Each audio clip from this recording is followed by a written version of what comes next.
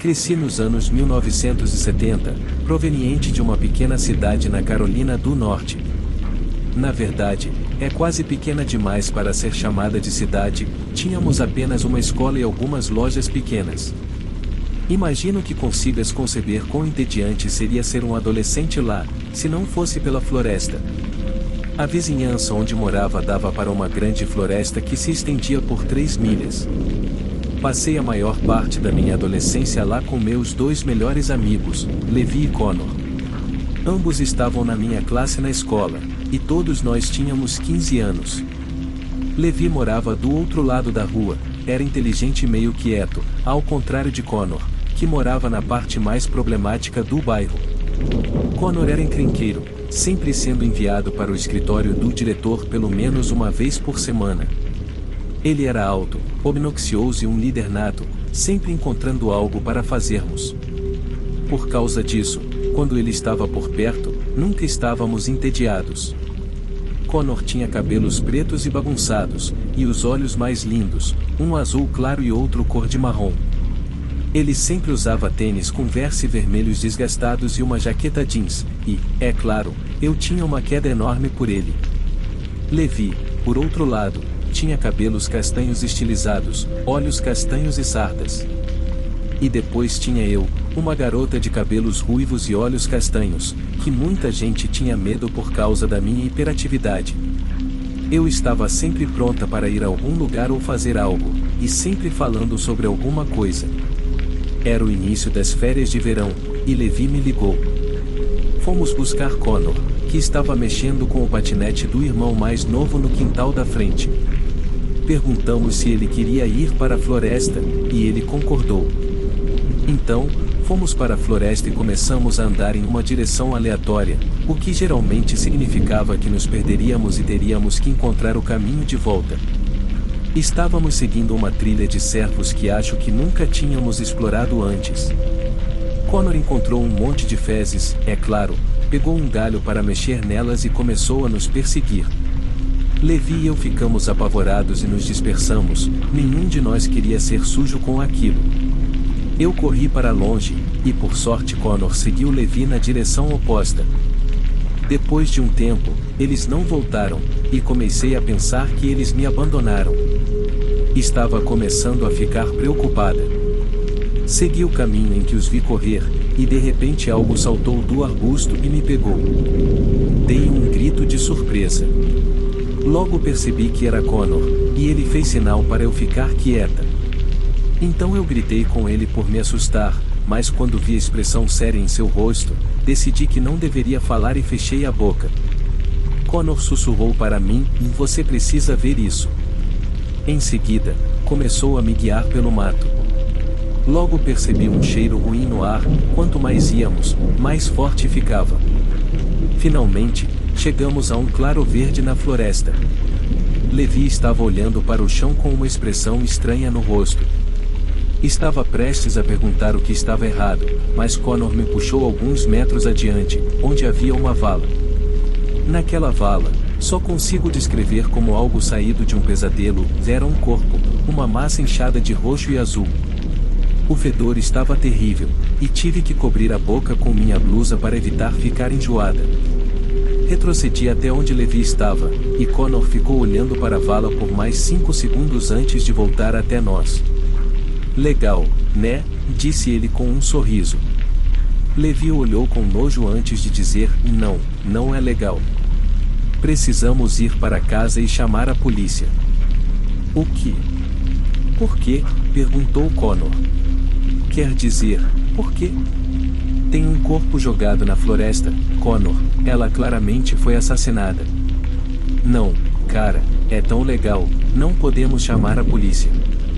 Se fizermos isso, vão pensar que fomos nós que a matamos." "Por que eles pensariam que fomos nós?" "Porque é isso que a polícia faz, cara", disse Connor. "Não seja estúpido, Connor, você não pode me impedir", Levi retrucou. Então Connor disse, "Cara, se você chamar a polícia, isso vai parar no noticiário. Todos serão questionados, provavelmente vão impor um toque de recolher, e vão nos proibir de entrar na floresta.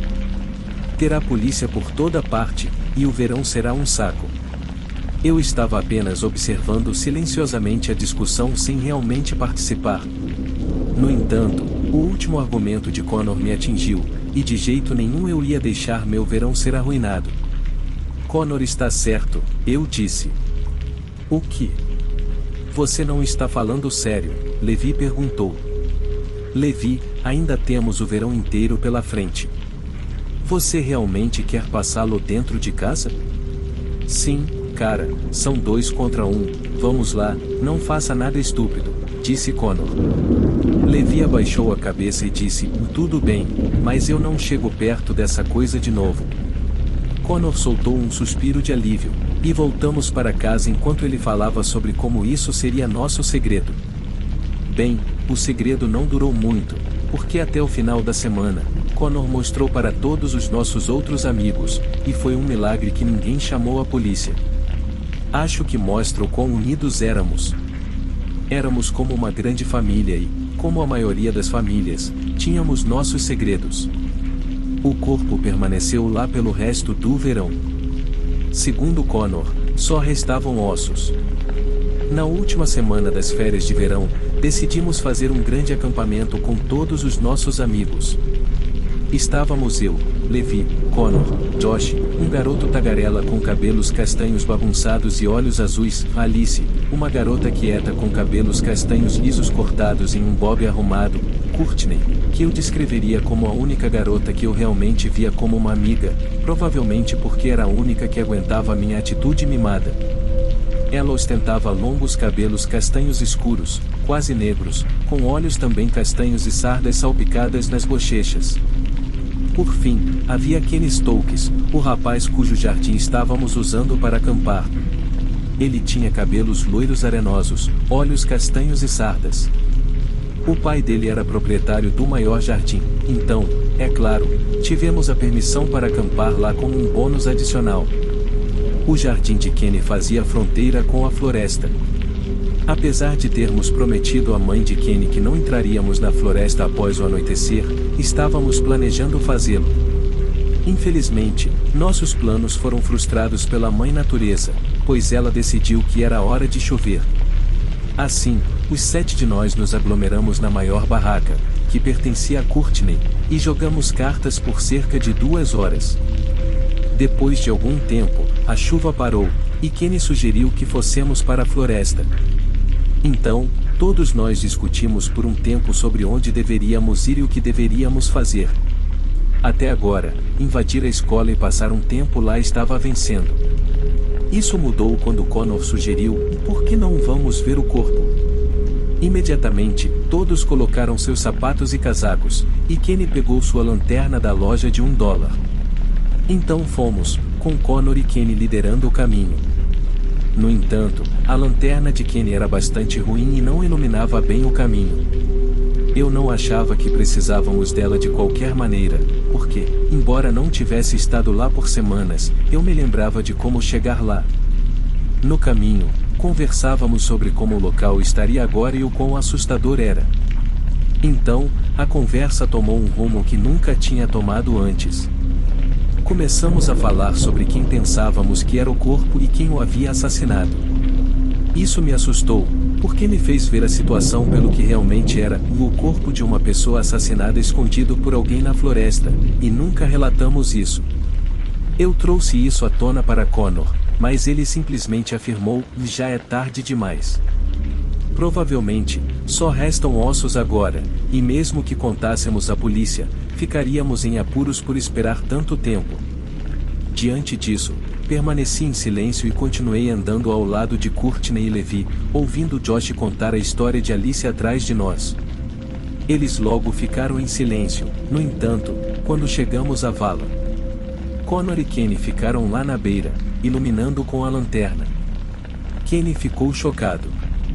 Perguntei o que era, e Connor me fez sinal para ficar quieta, depois chamou o restante de nós com o dedo. Quando olhei para dentro, vi que todos estavam assustados. Na vala, havia algo empilhado em cima do corpo original. Estava envolto em um lençol amarelo com estampa floral e amarrado com algum tipo de corda para evitar que o lençol se soltasse. Todos ficaram em silêncio por um tempo que parecia horas, mas, na realidade, provavelmente foram apenas alguns segundos. Connor puxou sua faca Stanley do bolso e desceu para a vala.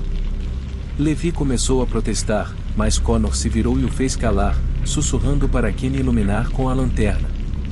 Kenny obedeceu, e Connor cortou um pouco da corda e puxou o lençol. Ele revelou o rosto de uma jovem garota, que nos encarava com um olhar morto e vidrado, e uma expressão sem vida. Senti como se fosse vomitar, e aparentemente Levi também, pois começou a vomitar violentamente enquanto se virava. Eu não conseguia me afastar, não importava o quanto tentasse. Estava hipnotizada. De repente, Connor deu um pulo para trás, uma expressão de horror cruzou seu rosto pálido, e ele começou a subir desesperadamente pelo lado da vala. Josh o ajudou a subir. O que aconteceu? O que foi isso? Perguntou Josh. Está seco como um osso, disse Connor, um sentimento absoluto de apreensão se instalando no meu estômago quando percebi o que isso significava. Tinha chovido apenas uma hora antes, tudo estava molhado, e esse corpo estava seco, o que significava que tinha sido colocado lá recentemente. Todos ficaram em silêncio, e ouvimos barulho atrás de nós, do outro lado da vala. Meu coração estava na garganta enquanto nos virávamos, e Kenny apontou sua lanterna para onde o barulho vinha. Então, ouvimos um clique repentino, seguido por uma luz extremamente brilhante que nos iluminava, tornando impossível ver a pessoa segurando a luz. Connor gritou para correr, agarrou-me pelo braço, e todos nós corremos. Quem quer que fosse com a luz também começou a correr, iluminando aleatoriamente árvores e arbustos. De repente, apagou. Tentei ouvir quem estava atrás de nós, mas só conseguia ouvir meu pulso acelerado.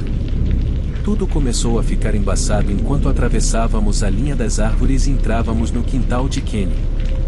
Fomos recebidos por Kenny e Courtney.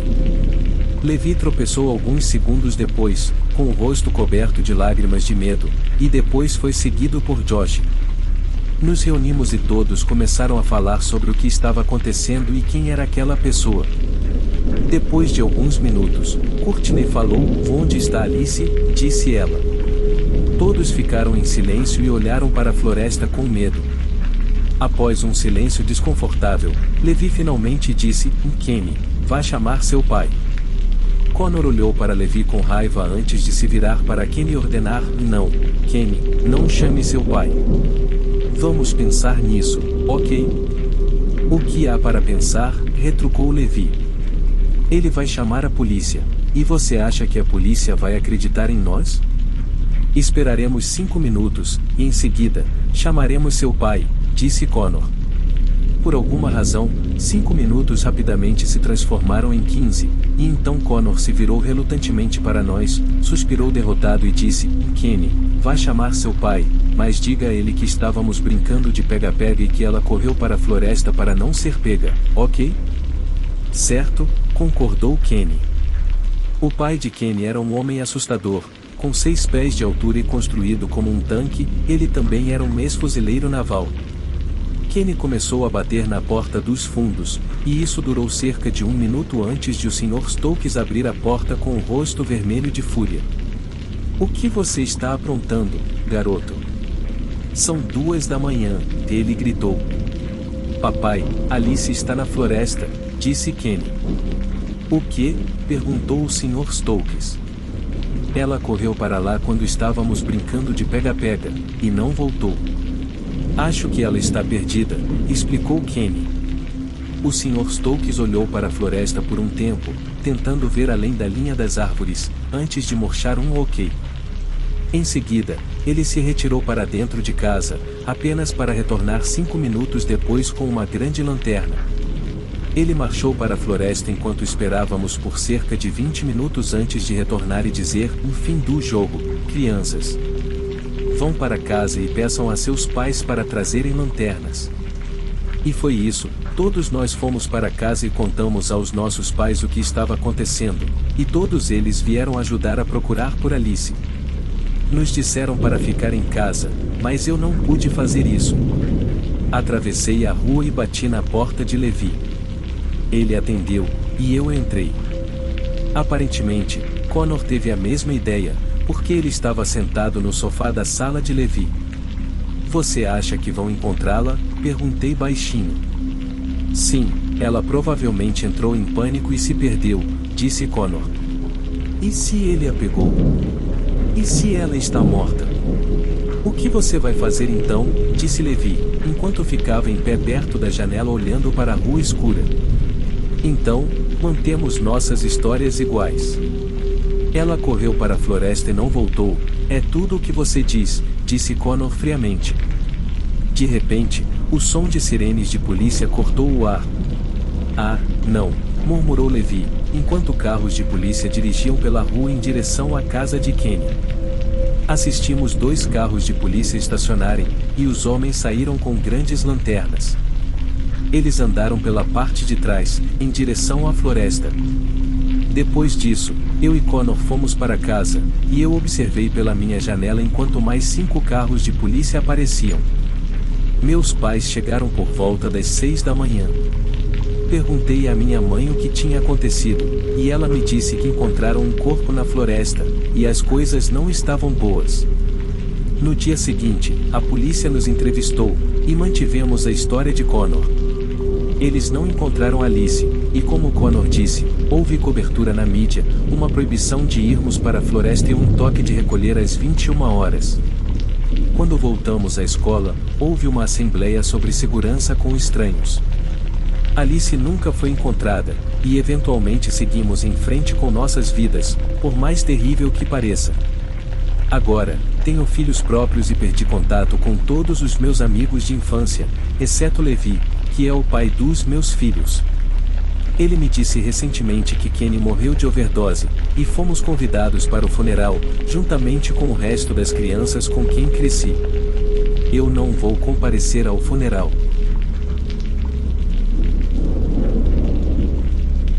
Moro em uma cidadezinha monótona na Flórida.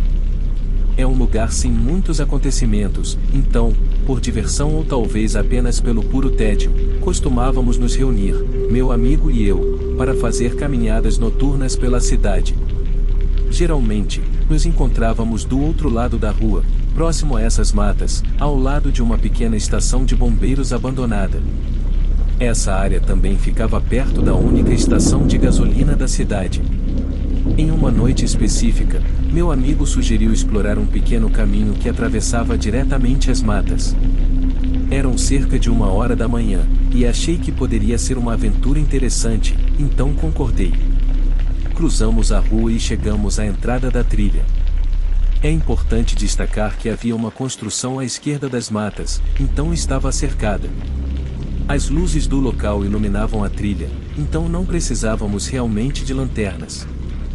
Desde o início, uma sensação desconfortável se apoderou de mim, como se estivéssemos sendo observados, mas atribuí isso aos nervos e à imaginação hiperativa.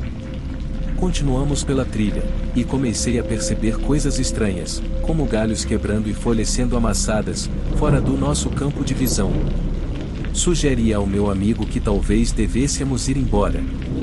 Cerca de 10 segundos depois, as luzes da construção se apagaram. No entanto, a lua estava praticamente cheia, então não estava preocupado.